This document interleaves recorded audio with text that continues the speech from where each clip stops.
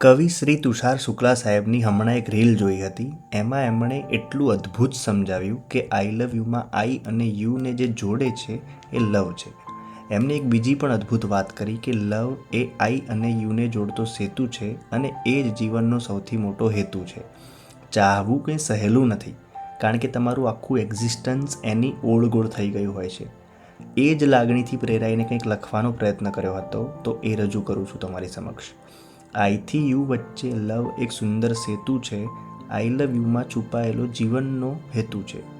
અંતર હોય છતાં દિલ ક્યાં દૂર રહે છે. લાગણીઓ રૂપી નદીમાં હંમેશા પૂર રહે છે. પ્રેમ શબ્દોમાં સમજાવી શકાય એટલો પૂરતો નથી.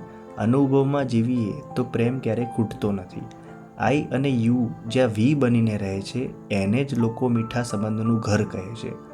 પ્રેમ કોઈ વાત નથી, એક અનુભૂતિ છે જે દિલથી શરૂ થાય અને નસીબદાર લોકોને કુટુંબ સુધી પહોંચે છે. સમય બદલાય છતાં લાગણીઓ ક્યાં બદલાય છે. સાચો પ્રેમ તો દરેક પરિસ્થિતિમાં સાથ નિભાવી જાય છે.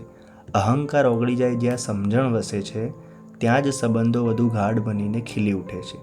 હાથમાં હાથ નહીં હોય તો પણ લાગણી સાથે જ રહે છે, કારણ કે સાચો પ્રેમ અંતર હોવા છતાં હંમેશા નજીક જ રહે છે.